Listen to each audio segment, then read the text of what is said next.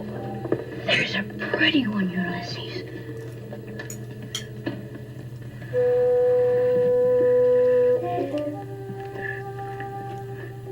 There it is. Hello BookTube, I'm Shawn the Book Maniac. Welcome back to my channel. Here I am with a review of an amazing work of journalistic nonfiction called Invisible North: The Search for Answers on a Troubled Reserve by the settler Canadian journalist Alexandra Shimo, or Shimo.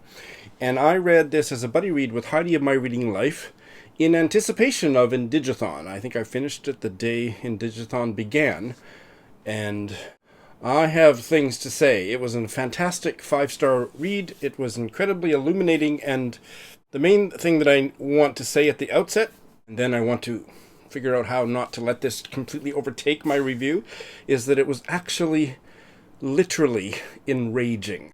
And it confirmed a lot of things that I had read that had been said much more diplomatically in other books that I have read to get a remedial education in what Canada has done to its Indigenous peoples. This is a reading project and it's a remedial education project that I've been embarked on for over a year, and I still have a lot to learn. But this book, more than probably any other, filled me with rage. There was something about the fact that Alexandra Shimo, as a settler journalist who what's that horrible word that became so popular during the Iraq?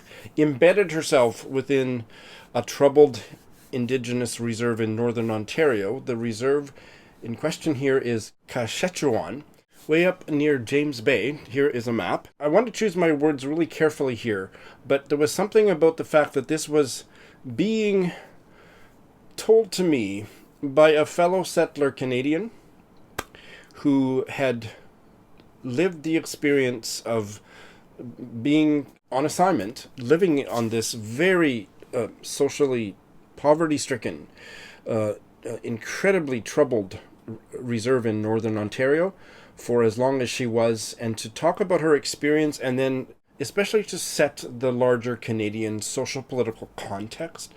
My blood pressure was off the charts as I was reading this. So I want to share some of that without shouting, but I hope that I can communicate why I think you should read this, because it really was an absolutely incredible read for me.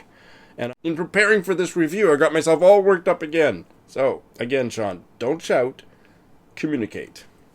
The book was published in 2016, so that's only 5 years ago. Not much has changed. I have done as much research as I could online, and not enough has changed.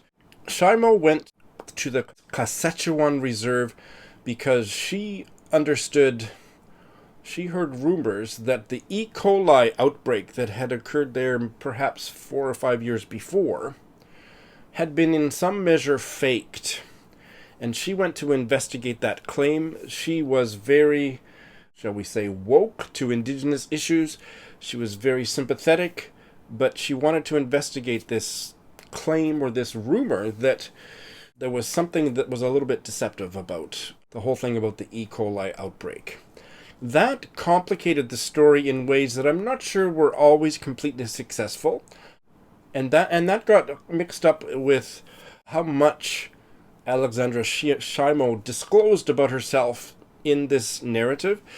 She had alcohol issues, and she had emotional issues, and she had a lot of health problems, all of which were triggered by staying in such third world conditions for such an extended period of time, and she wrote about it she didn't hold anything back. And so you, as the reader, you soon start wondering, is she all right? Was she too screwed up to do this story? Why is she risking her health, and how much can I trust what she's saying? Then she pulls all that off beautifully in the way that she concludes the book. So I'm not going to say anything more in this review about the possibility that there was some deception or whatnot.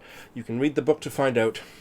But I want to stress that she does a masterful job of a kind of participant observation type of journalism, where she or a kind of narrative, what do they call it? The new narrative journalism, the new journalism, of situating herself dead center in the middle of the story and then reporting in a way that just got all the way inside me and filled me with anger about the condition of these indigenous peoples that are stuck on this reserve. And so just a few little things, because I really want to concentrate on the larger picture, because that was the even more profound experience for me reading this book. But Saskatchewan was a place that was stuck on a river that was prone to flooding, and Canada's indigenous peoples have been oppressed and controlled by the Federal Department of Indian Affairs, which is now split into two, and we don't use the word Indian anymore, but Indian Affairs moved this community from a much better place where they needed the natural resources, where they needed to steal the natural resources from this group of indigenous peoples. So they just moved them somewhere where there were no natural resources that Canada needed to steal in the 1950s. And then they have had to deal with flooding and the complete absence of any economic opportunity. I'm starting to raise my voice. The complete absence of any economic opportunity. Their hunting and stuff that they had been used to in the old location was completely not around where they were now. And then all these kinds of addiction. And then the kids were carted off to residential school where the priests and the nuns and raped them and beat them, and I think the nearest residential school, they had an electric chair as an instrument of torture in that school, and that is not an exaggeration. So Shimo tells the story of the plight of these poor people that Canada has abused in every way imaginable and deprived, and then situated this rumor or this story that she wants to probe about, was the E. coli thing a real thing or what? And you have to read the book to find out. She's a whip-smart journalist whose prose is just so beautiful to read as she's telling these harrowing stories where she herself is a character in the drama. Again, I think the whole thing about was the E. coli thing real or not, I'm not sure that was a complete success, but that was such a minimal thing compared to the larger story that she tells. It was nothing but a 5-star read for me. So let me tell you some of the things that, as a Canadian who already has been really down on my country, I'm ashamed to be Canadian. I'm ashamed of the third world conditions that Canada has imposed on its indigenous peoples and still imposes those conditions today. So I was already woke enough that when I read the stuff that I didn't necessarily have a handle on, or that wasn't stated quite so bluntly, backed up with sources and footnotes, it was an incredibly convincing story where I now understand that even compared to the United States and Australia and New Zealand, Canada is the worst colonial country in the way that we have treated our indigenous peoples. We are far worse, we are far more racist, and we have been far more oppressive than the Americans. Canadians don't have any national identity except that we like to think that we're so superior to our American neighbors and about racism and stuff, and it's just the biggest lie. Here's some of the stuff that really hit home for me. I put this up on Instagram and Twitter as a quote. I'm going to read it to you because it's so well said, and it is stuff that white settler Canadians don't know, or they certainly have not embraced it and accepted that this is the reality of what Canada is. In the United States, after the Indian Removal Act, so it's talking about the difference between America and the States in terms of dispossessing the indigenous peoples of their land. And there was this big law in the States, which I believe was maybe in the I have no idea when it was, 19th century sometime, called the Indian Removal Act. So here is the comparison. In the United States, after the Indian Removal Act, however, Native American dispossession largely ceased. That wasn't true north of the border. Canada kept going. With the signing of the numbered treaties, 1871 to 1921, First Nations had been ejected from their land. As compensation, they had received small plots of land, the reserves, some money, and the promise that they would not be moved again. But the government found that they had allowed too much. 6 years after Treaty 9 was signed, an Act of Parliament was introduced to undermine those promises. The 1911 Oliver Act allowed towns, cities, and companies to expropriate First Nations land without surrender, so long as the dispossession was used for roads, railways, or other public works. Still, it wasn't enough. That year, the act was further amended to allow a judge to move a reserve for any purpose whatsoever, so long as it was expedient. Even that was considered too generous. In 1919, the Soldier Settlement Act gave the government the right to forcibly take First Nations land so it could be sold to returning veterans. Well, I had not read anything that gave that larger perspective, but I had read examples of some of that in previous reading, and she just focuses the settler reader's gaze on these overarching realities that our country is an egregious violator of human rights with respect to the indigenous peoples whose land we stole.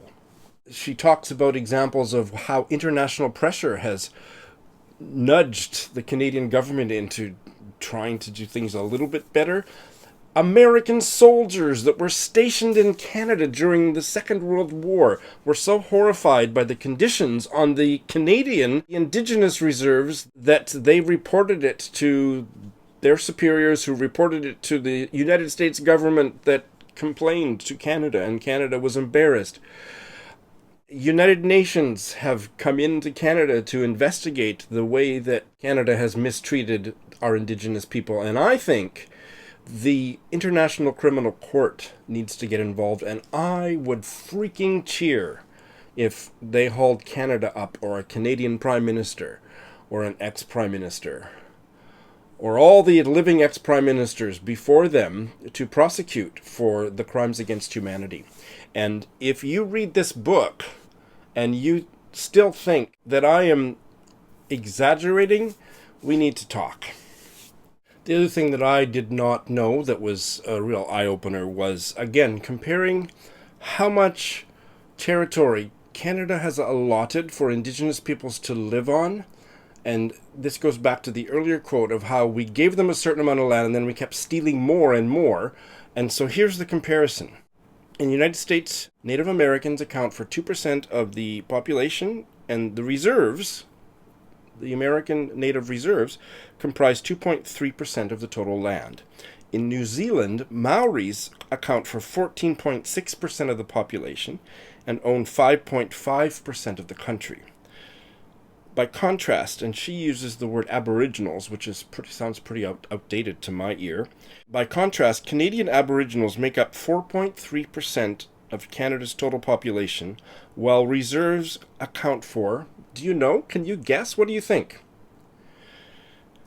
By contrast, Canadian Aboriginals make up 4.3% of Canada's total population, while reserves account for 0.2% of the nation. This, although Canada is an underpopulated, sprawling country nearly the size of a continent, with a land mass slightly larger than the size of the United States, and a population 1/10 the size. That just fills me with rage. I'm gonna bring this review to a close. So what do you do? What do I do with this anger? She has a final chapter about ways you can get involved. I live in Tokyo. I'm a Canadian living in Tokyo. Maybe that situation will change someday, but there are things to be done.